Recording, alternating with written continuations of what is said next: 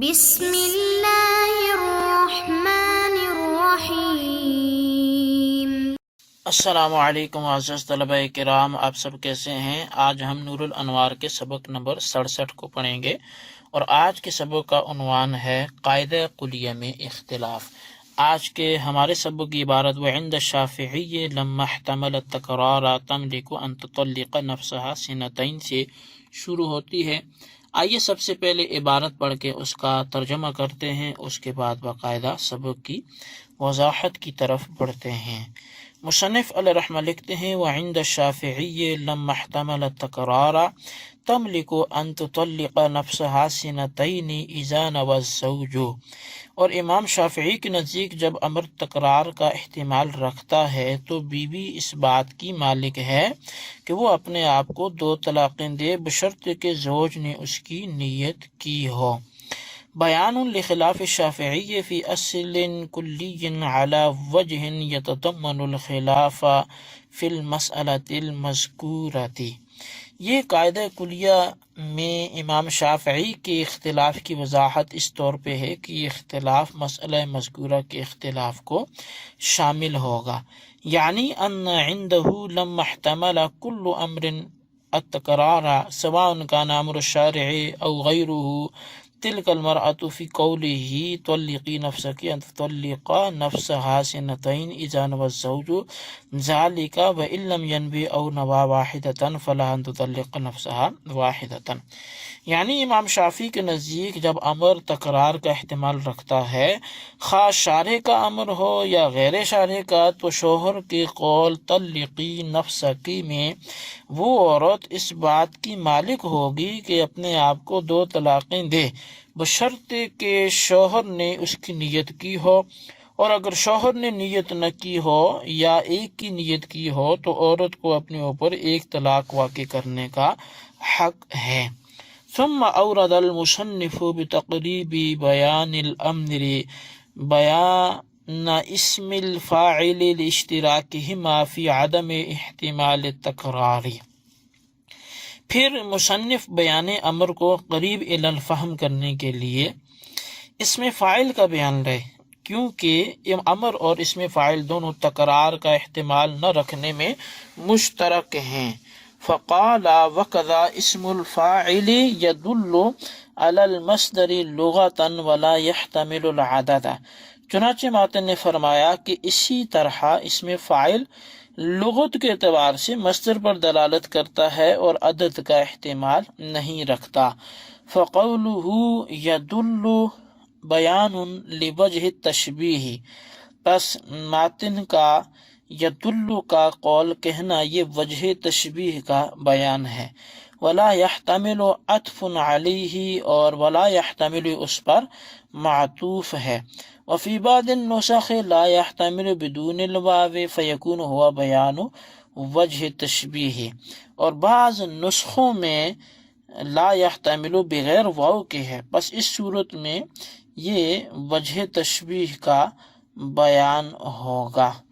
اور لا یہ وقولہ یدل، اور ان کا یہ کہنا کہ یدل وقع حالا، تو یہ حال واقع ہوا، ای قضا اسم الفاعل لا يحتمل العدد حال کونہ یدل علی المصدر لغتا۔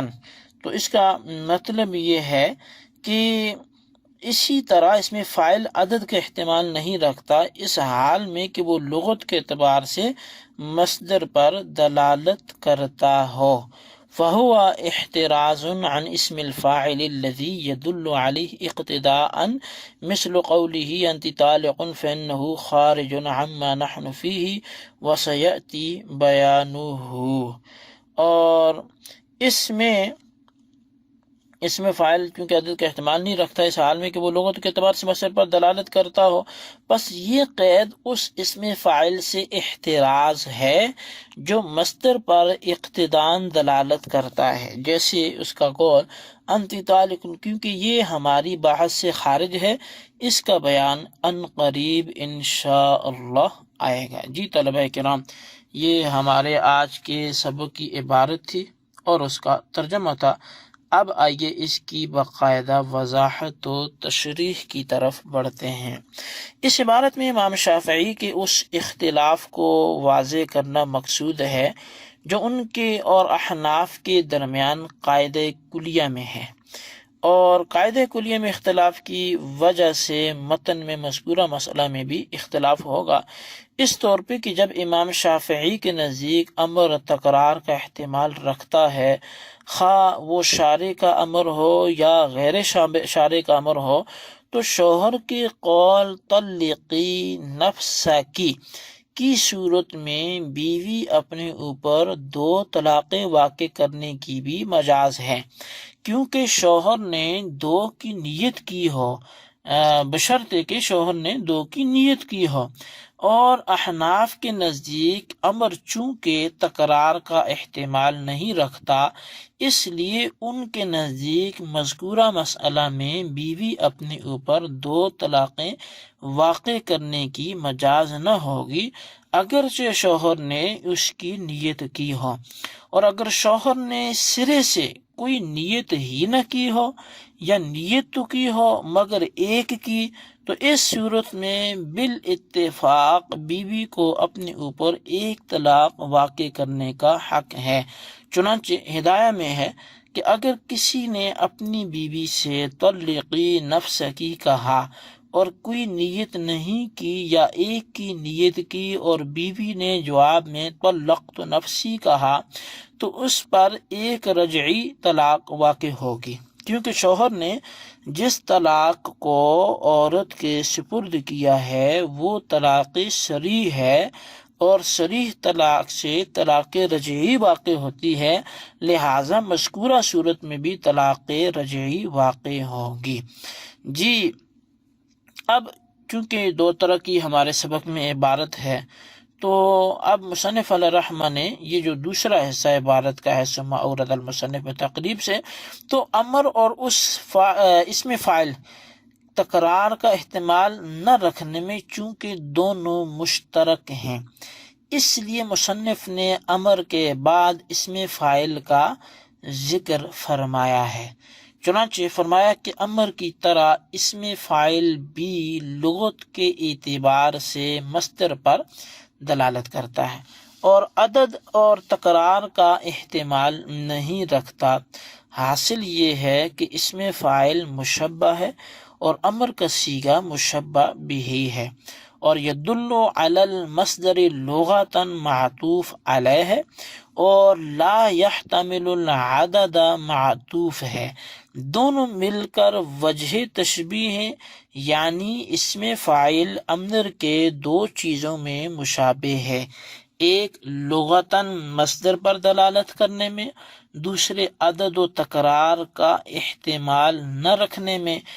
بعض نسخوں میں جو لا یحتمل کا لفظ ہے یہ بغیر واو کے ہے، اس صورت میں یہ لفظ وجہ تشبیہ کو بیان کرنے کے لیے ہوگا، اور یدل علی المصدر لغتاً لا یحتمل کے ضمیر فاعل سے حال واقع ہوگا، اور پوری عبارت کا مطلب یہ ہوگا کہ اسی طرح اسم فاعل عدد کا احتمال نہیں رکھتا اس حال میں کہ وہ لغت کے اعتبار سے مصدر پر دلالت کرتا ہو۔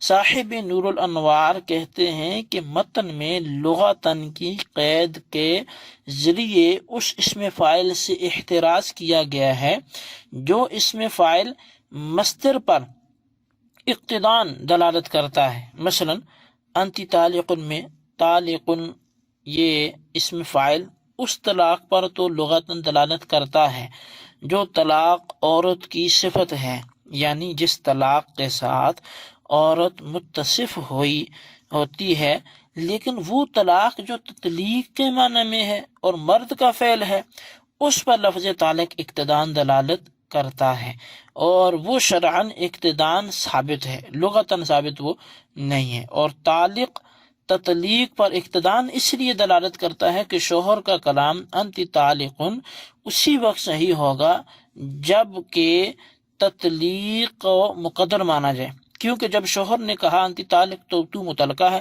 تو شوہر نے اس کے مطلقہ ہونے کی خبر دی ہے، اور متعلقہ ہونے کی خبر دینا اسی وقت درست ہوگا جب شوہر کی جانب سے تطلیق پایا جائے، یعنی طلاق دینا پائی جائے۔ بس شوہر کا قول انت طالق اس بات کا تقاضا کرتا ہے کہ شوہر کی جانب سے تطلیق ہو۔ بہرحال ثابت ہو گیا کہ لفظ طالق تطلیق مصدر پر اقتدان دلالت کرتا ہے، اور جو اس میں فاعل مصدر پر اقتدان دلالت کرتا ہے وہ ہماری بحث سے خارج ہے، اور اسی کو نکالنے کے لیے متن میں لغتاً کی قید کا اضافہ کیا گیا۔